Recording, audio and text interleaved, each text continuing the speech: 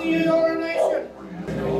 I want to also acknowledge my brothers and sisters that come from across the sea. I want to say welcome, welcome, welcome. We must always remember that under this concrete and stone, this is and always will be the original people's dream. Welcome everyone. Yama, Yalu.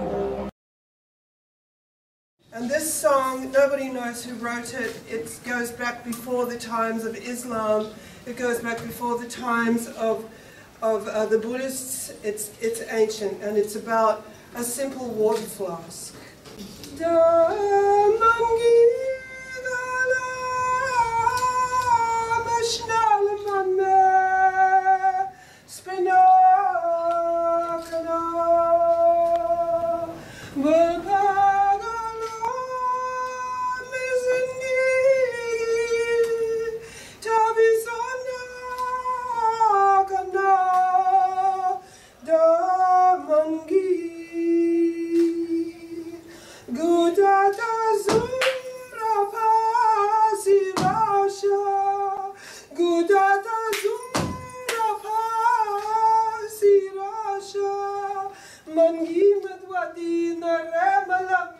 Matuina kana berpagala mazengigi tavizona kana damangi.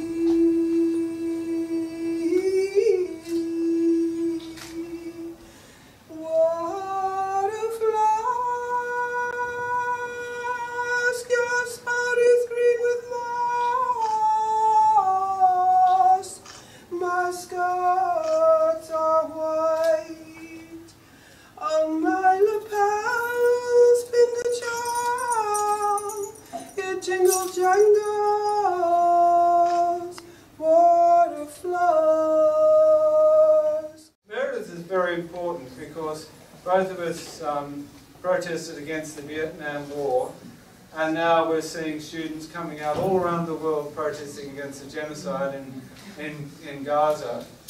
And for me this is very interesting. Why this exhibition is so important is because I've got my Ukraine Guernica on at Hazelhurst, which I hope you can all see, and I'm sure it'll go to Wollongong at some stage. There's Vivian there.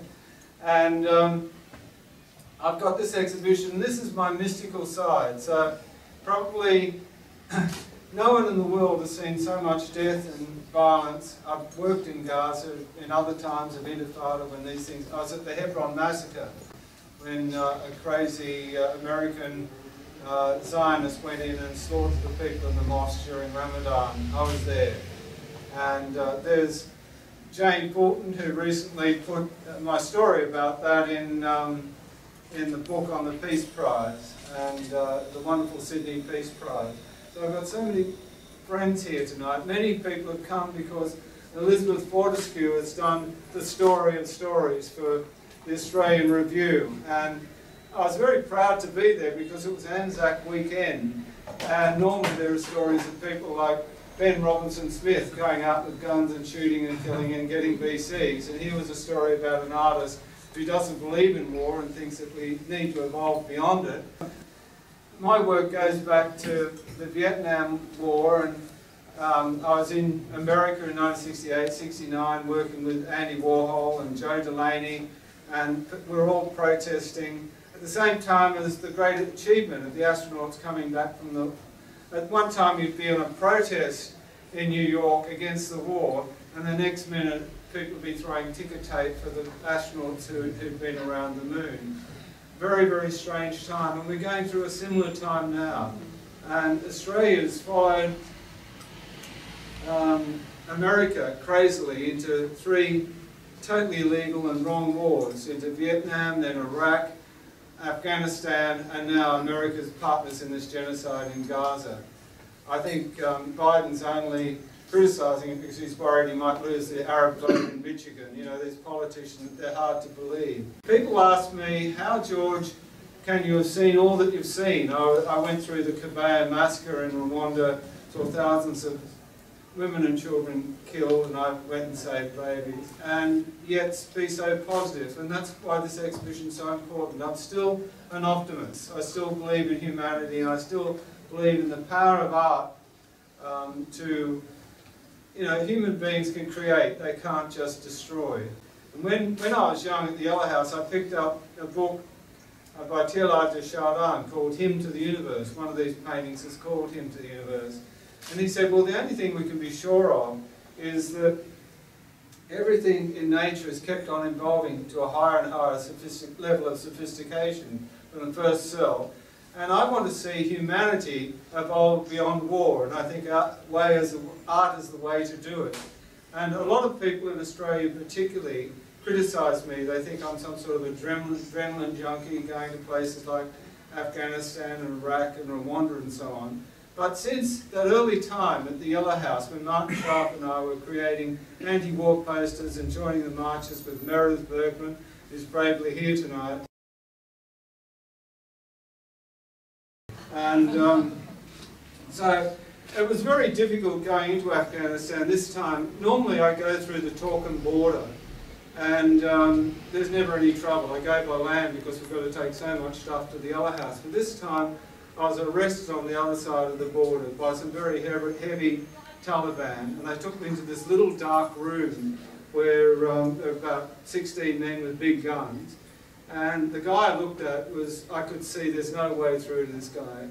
And he looked at me and he said, George, do you realise that Australians killed innocent Afghans? And I said, yes. And then he started pulling up his clothes, and he was covered with terrible scars. And he said, they put 2 dogs onto me and never pulled them off. And his body had been torn to pieces. He said, I hate white people.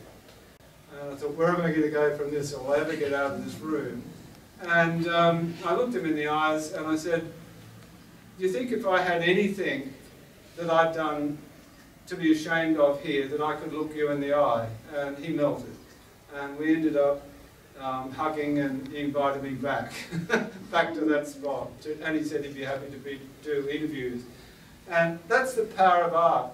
And the first painting I created in the series, it was a challenge. I decided I wanted to get it in Taliban headquarters between their 2 flags. There's a showroom they have that looks like something out of 2001, where they interview people like Bill Clinton if he decides to visit Afghanistan. And Hanif, who's the Minister for Culture and Information, which means also intelligence, he would agree with everyone in this room's views on women and philosophy. He's a Sufi, and the old Sufi that I knew, the 115-year-old Sufi in Pakistan, it turned out that he used to give Hanif sanctuary when the Americans were trying to kill him. And so I did this painting for Hanif, and now it's hanging between the Taliban flags. So anyone who goes there, there's a Gittoes and Taliban flags either side, and if anything else, that shows the bridge between art and you know, what an artist can achieve that 20 years of war and killing could not achieve. And I've loved doing these paintings. I'm 74, and I felt like I was Monet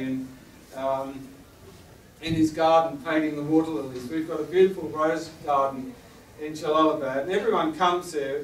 Helen had an amazing day where 24 of the toughest Taliban and soldiers, hard-fighting ones who fought the Australians, the Americans for years, and their commander gave us 20 minutes notice and said they were coming to the Yellow House. They came in cars with guns, there were bodyguards that ride first, they had all their machine guns resting against the wall.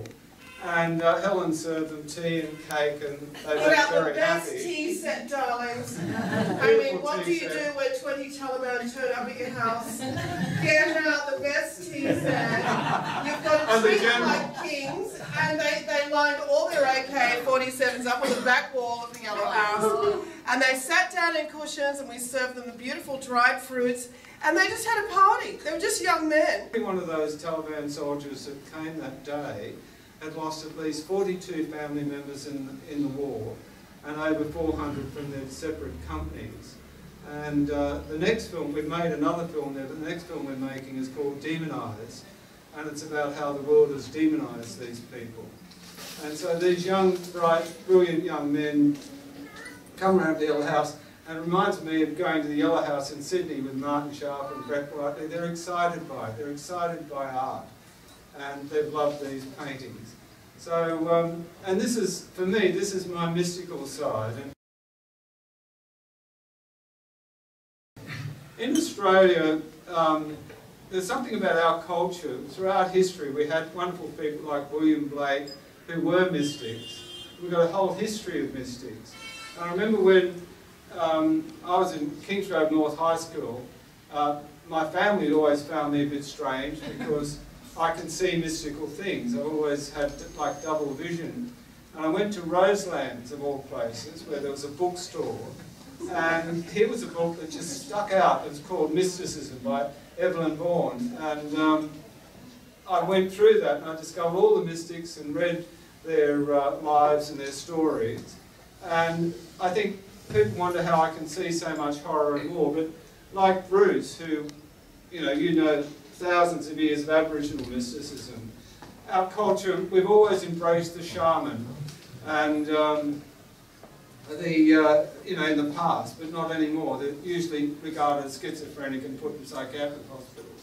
So I don't mind coming out as a mystic. It'll probably do me a lot of damage in the art world because it won't be seen as serious, but the world needs its mystics, and that's what sees me through. And everyone asks me why I haven't stayed in America or overseas, but I love Australia, and I keep working here. People say, maybe your art's not understood enough here, and Elizabeth's article points out that I'm friends with people like David Ross, who's the director of the Museum of Modern Art, and Whitney Museum, and all of these people. But should Australians leave? We've just got to keep going. And the message I think we're doing now with what's happening in Gaza and everywhere else, that art can win where war has failed. And also you can remain an optimist. You can continue to believe in the human spirit. Now, because I'm going to sing an aria from Giordani from the 1700s in honour of William Blake, who inspired George so much.